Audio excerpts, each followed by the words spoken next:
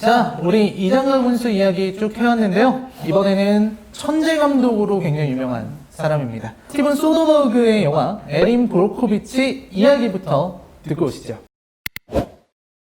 당장의 생계조차 어려운 여자 에린. 가진 거라고는 이혼 경력과 $16가 전부인 여자. 다짜고짜 변호사에게 일을 시켜달라며 주저앉는 에린에게 에드는 자리를 마련해줍니다. 세상의 편견과 오해에 맞서지만 묵묵히 일을 해나가는 에린은 서류 뭉터기 속에서 이상한 의학 기록을 발견하게 됩니다. 묘한 흥미를 느낀 에린은 진상을 밝혀나가기 시작하고 에린은 그 결과 엄청난 사실을 알게 됩니다. 바로 대기업 PG&E (Pacific Gas and Electric이라는 회사의 공장에서 나오는 크롬 성분의 유독물질이 마을 주민들을 병들게 하고 있었다는 사실이죠. 대부분의 시민들이 인지하지 못하고 있던 비선호시설, 우리 현실과는 어떤 연관성이 있을까요? 두 분 전문가의 시선으로 바라본 비선호시설을 둘러싼 갈등의 문제와 해결책, 지금부터 시작합니다. 자, 이야기 다 듣고 왔는데요. 일단 두 분의 감상부터 먼저 짧게 듣고서 진행하도록 하겠습니다. 이번에는 이사님부터 이 영화 어떻게 보셨는지요? 네. 저는 예전에 이 영화 되게 재밌게 봤던 영화예요. 그리고 되게 좋아하는 영화이기도 하고요. 네. 특히 이제 그 중에서 주인공 에린이 주민들을 이렇게 찾아가잖아요. 다 네네네. 이렇게 직접 만나고 이렇게 하면서 그 아픔들을 공감을 해요. 그리고 신뢰를 쌓아가는 거죠. 그분들의 마음을 열기 위해서 우러나오는 그런 감정으로 그렇게 열정적으로 일을 하는 그런 모습들을 참 좋게 봤습니다. 네. 그런 부분들이 아주 좋았다. 네. 그 열정이. 네. 좋습니다. 교수님은 어떻게 보셨나요? 저는 이 영화에서 주인공 이제 에드가 졌었던 날카로운 변호사를 이제 데리고 오는 네. 장면이 있었는데요. 거기에서 이제 소개되는 그 변호사를 설득하는 그런 스피치라던가 이런 것들도 참 재밌게 봤습니다. 변호사의 어떤 스킬들, 네. 이런 부분들을 재밌게 보셨다.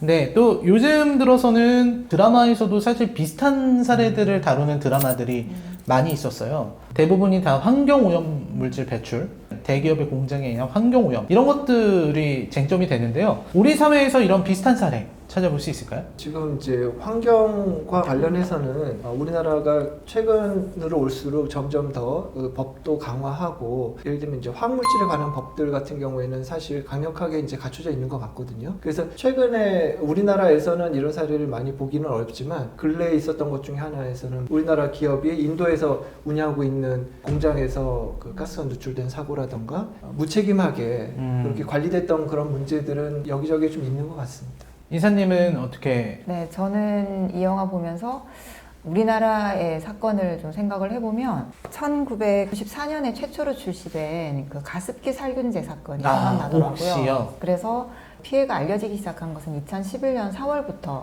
그러다가 이제 결과적으로 2017년이 되어서야 이제 그 가습기 피해자 구제를 위한 특별법이 이제 제정이 되기도 했는데요. 사실 끝나지 않은 사건이죠, 그것도. 그러게요. 저도 그거 보고서 좀 되게 가슴 아프기도 네, 하고 네. 좀 많은 분들이 많이 분개하셨었을 네, 네. 것 같아요. 네. 우리가 갈등 해결 과정을 중점적으로 보고 있기 때문에 에린 브로코비치에서는 갈등 해결을 이제 소송으로 했습니다. 대기업을 상대로 한 소송인데요. 제가 최근에 변호사분들을 많이 알다 보니까 이분들에게 물어보니까 대기업 상대로 한 소송은 정말 많이 힘들다. 이거는 정말 쉽지 않은 일이다 라고 하시더라고요. 전문가분들이 보실 때는 좀 어떠십니까? 환경오염 문제는 사실 오랜 기간 축적이 되는 게 나타나는 것이거든요. 그러다 보니까 피해자도 당연히 많고요. 그 인과관계를 입증하는 것이 상당히 쉽지 않은 일이거든요. 시간도 당연히 오래 걸리죠. 그러다 보니까 그 변호사님들도 어렵다고 하시는 게 당연하다고 저도 여겨지고, 실제 이 사례에서도 그 주민 중에는 뭐 나는 소송으로 끝까지 갔으면 좋겠다라고 하는 분도 계셨지만 결과가 어떻게 될지, 또는 나더라도 뭐 10년, 20년 후에 나게 되면 그동안에 아프신 분들은 어떻게 될 거냐라고 하면서 사실 대화로 그래서 해결을 좀 해보자라고 해서 중재로 해결이 된 사례였어요. 법적으로 꼭 소송으로 이렇게 가는 거 많이 능사는 아니지 않을까 그렇습니다. 소송으로 해결하는 거에는 한계가 있을 수밖에 없다. 사실 이거랑 좀 반대되는 결론이 난 게 이제 다크워터스. 거기서는 듀폰이랑 한 20년 정도 이제 소송을 진행을 해서 결국 이기긴 했는데요. 근데 그 과정에서 많은 희생자들이 사망하셨어요. 그렇죠. 암이나 뭐 혹은 고령. 이런 걸로 피해자들이 오히려 사망하고 승리를 하긴 했지만 상처밖에 안 남은 또 맞아요. 그런 것도 있더라고요. 그렇습니다. 네. 자, 이 에린 브로코비치의 특징이라고 한다면 이제 민간에서 시민들이 직접 갈등을 해결하기 위해서 나섰다, 이런 사례라고 볼 수 있을 것 같은데요. 우리 사회에서 찾아볼 수 있을지, 그리고 그럴 경우에 갈등 해결을 좀 더 원만하게 해나가려면 어떻게 해야 될지 여쭙고 싶습니다. 시민들이 좀 주도가 돼서 이 갈등을 이제 해결하려고 한 사례 중에 그 수원에 보시면은 광교라고 있습니다. 네네네. 광교 신도시. 처음에 이제 지하철 노선이 만들어지고 여기 이제 콕콕 찍히고 나면 그때는 정식으로 이름을 붙이는 게 아니라 알파벳하고 번호를 붙여요. 그래서 네. SB05역, SB05-1역 뭐 이런 식으로 네네. 이름을 처음에는 이제 가칭을 붙여놓거든요. 그러면 역을 나중에 정식으로 어떤 이름으로 부를까라는 거를 이제 정하는 절차가 있어요. 보통은 그 지역에 있는 주민들이 원하는 이름을 붙여줍니다. 근데 이제 광교에서 뭐가 문제가 됐냐면 SB05역하고 SB05-1역 둘 다 광교역을 하고 싶다는 거예요. 아, 그렇군요. 네, 그 광교 지역 안에 둘 다 있거든요. 서로 이제 그 이름을 갖고 싶어 하는데 양쪽에 조사를 해봤더니 정말 팽팽했어요. 90% 정도씩 양쪽 다 우리는 원한다. 너네는 모르겠고 하여튼 우리는 달라.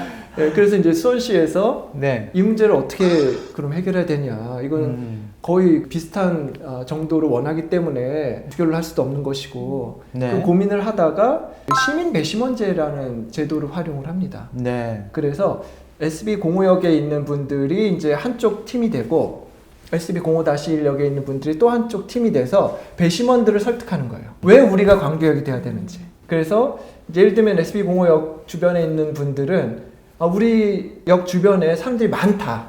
그리고 여기가 광교의 핵심 지역이다. SB05-1역 분들은 신분당선이 확장되기 전까지는 우리가 최종역이다. 이 지하철 타고 오는 사람들한테 안내 방송이 나갈 때 광교역행입니다라고 안내 방송이 나가는 게 낫겠냐?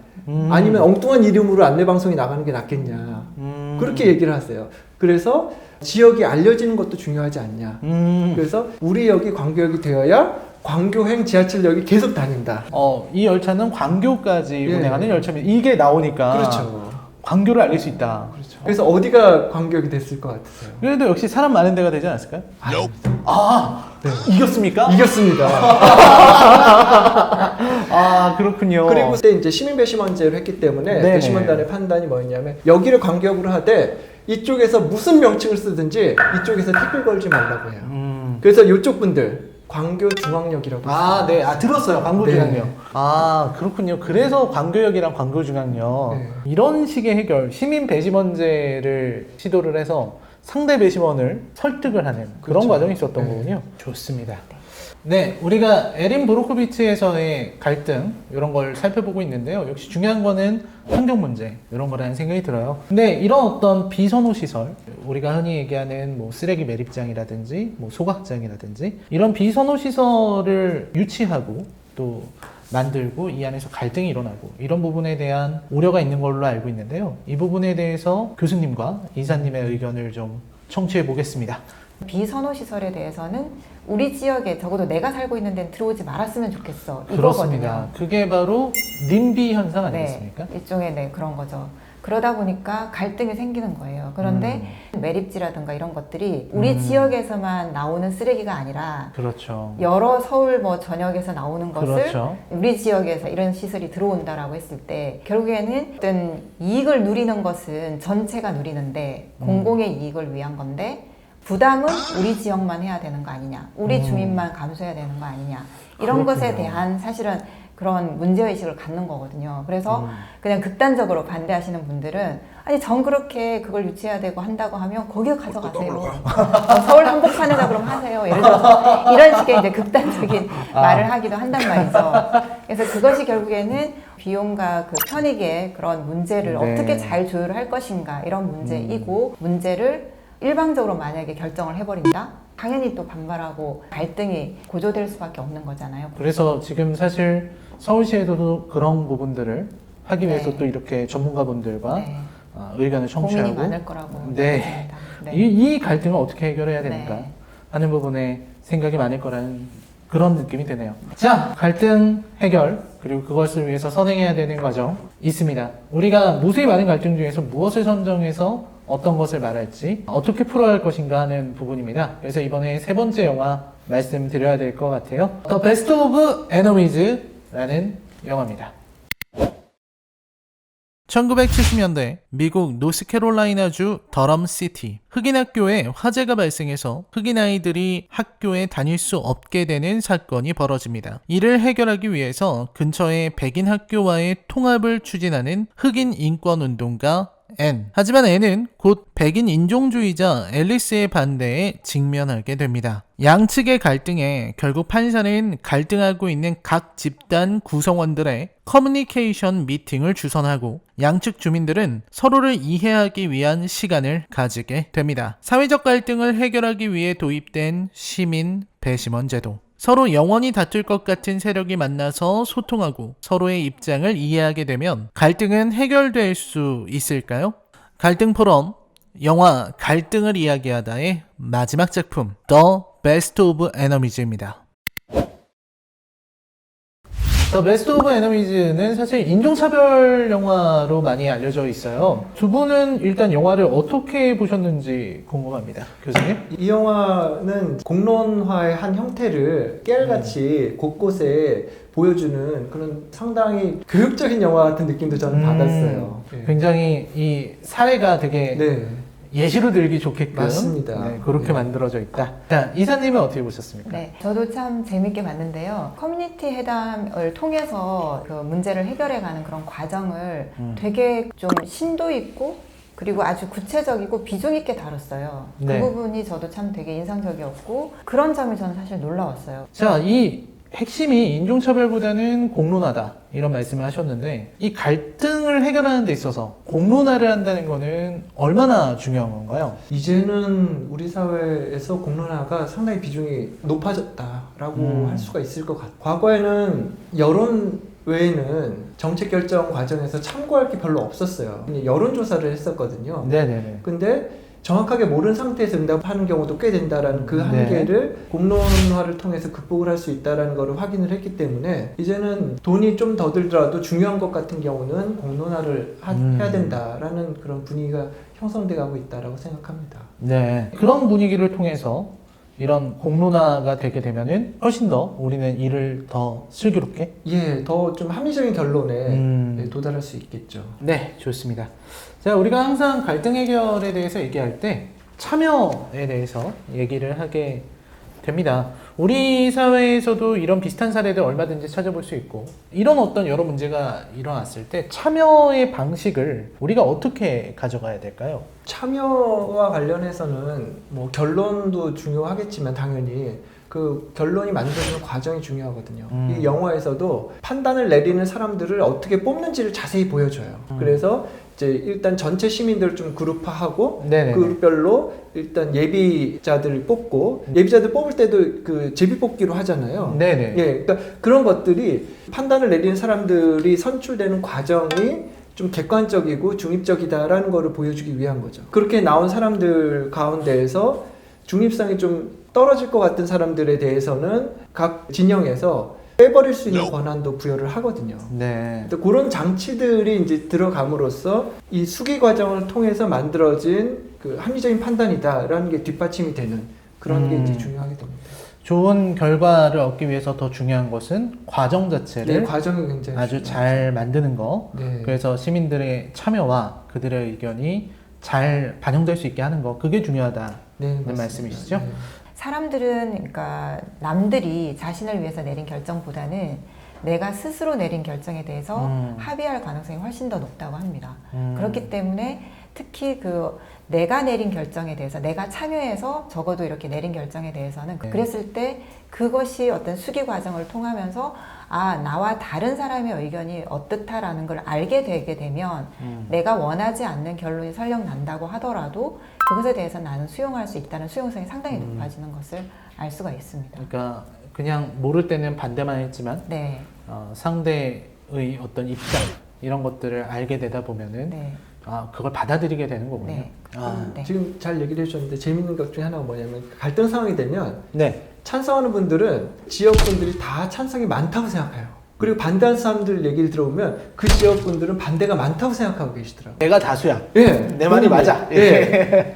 도대체 왜 이거를 다르게 생각하겠어? 이런 네, 식으로 그쵸. 접근을 하시거든요. 근데 이제 지금 얘기하신 것처럼 같은 테이블 안에 모여보면 저렇게 생각하는 것도 가능하구나. 내가 동의하지는 않지만 그들의 존재를 인정을 하게 되는 거죠. 네. 그러다 보면 이게 절대 다수가 나랑 같을 거야라는 편견? 이런 것들을 낮출 수 있는 그런 계기가 되는 것 같습니다. 그렇습니다. 그렇게 참여가 중요한 이유, 공론화가 중요하고 또 이제 우리가 오늘 쭉 얘기했던 수기가 꼭 필요한 이유에 대해서 두 분 전문가분의 말씀을 들어봤습니다. 자, 오늘 두 분 전문가분의 정말 깊은 이야기 너무 재밌고 정말 다양한 사례도 듣고 또 갈등 해결을 이렇게 하는구나 라는 걸 또 배울 수 있었던 시간이었던 것 같아요. 오늘 함께한 소감 좀 들어보고요. 마지막으로 하시고 싶은 말씀 있으시면 오늘 이사님부터. 오늘 세 편의 영화를 가지고 갈등에 대해서 이렇게 얘기를 해봤는데 정말 재미있었고요. 근데 이제 정말 갈등이라고 하는 것은 사람이 둘 이상 모이면 사실은 갈등이 생기거든요. 내가 그래서 마음을 열어놓고 다른 사람이 나와는 또 다를 수 있다는 걸 인정하고 좀 열려있는 그런 마음으로 지낼 수 있다면 그런 갈등도 잘 슬기롭게 잘 해결되지 않을까 그런 생각을 해봤습니다. 좀 멋있는 말씀이 주셨습니다. 세상을 향해서 열려있는 마음으로 대했으면 좋겠다. 네, 그런 말씀이셨고요. 교수님? 저는 영화를 보는 거를 재밌어 하는 것밖에 생각을 못 했는데 네. 영화에 대해서 얘기하는 게 이렇게 재밌구나. 새로운 경험이요. 이 영화들이 되게 좋은 영화들이라는 생각이 들어요. 그래서 우리 시청자분들께서도 이 영화들을 이제 주변 분들하고 같이 보시고 이 영화에 대해서 같이 얘기해 보시면 참 좋지 않을까라는 생각을 하게 됐습니다. 네, 감사합니다. 또 아까 얘기해 주셨던 많은 얘기들 오늘 정말 너무나도 감사했습니다. 자, 오늘 저희가 준비한 이야기 여기까지입니다. 우리 사회에 만연한 갈등, 전영준 교수님, 문진숙 이사님 두 분을 통해서 어떻게 생각하고 또 우리가 참여하고 풀어가야 하는지 이런 것들을 알아본 시간이었습니다. 여기서 인사드렸으면 좋을 것 같아요. 네, 함께해 주신 두 분 감사합니다. 네, 감사합니다. 네, 저는 이제 여기서 인사드리겠습니다. 시청자 여러분, 시청해주셔서 감사합니다. 안녕히 계십시오. 각기 다른 세대와 계층, 지역, 이념을 가진 다양한 사회 구성원이 공존해 사는 현대사회는 필연적으로 다양한 갈등이 내재된 사회입니다. 코로나19 팬데믹이 전 세계를 강타하면서 재난의 혼돈과 고통을 호소하는 사회 각계의 목소리가 다양한 갈등으로 표출되고 있습니다. 서울시는 2012년부터 갈등관리 전담부서를 설치하여 갈등 예방 및 관리 시스템을 구축하고 현장 중심의 맞춤형 갈등 조정을 통해 이러한 공공 갈등을 적극적으로 관리해오고 있는데요. 이를 위해 갈등관리 네트워크를 강화하고 다양한 갈등의 주체들이 모여 갈등의 해결 방안에 대해 논의하는 자리인 서울 갈등 포럼을 2016년부터 해마다 개최해 오고 있다고 합니다. 10월 23일 공공갈등 수의 그리고 지방정부의 역할이라는 주제로 코로나19 상황을 반영하여 온라인으로 개최되는 2020 서울 갈등 포럼에도 많은 관심과 참여 부탁드립니다. 네, 라이너의 컬처 쇼크와 2020 서울 갈등 포럼이 함께한 영화로 보는 갈등 이야기 이제 마무리하려 합니다. 오늘 3편의 영화를 통해 공공 갈등 사례와 해결 방안들에 대해 이야기해 보았습니다. 약간 아쉬운 시청자분들이 계실 것 같은데요. 다가오는 10월 23일 오전 10시 30분부터 유튜브를 통해 2020 서울 갈등 포럼이 온라인 생중계됩니다. 그곳에서 오늘 나눈 공공 갈등과 그 해결 방안에 대해 좀 더 심도 있는 논의가 이루어질 예정이니까요. 관심 있는 분들은 화면에 같이 나가는 QR코드를 이용하시거나 서울 갈등 포럼 홈페이지에서 보다 자세한 정보를 확인해 보시길 바랍니다.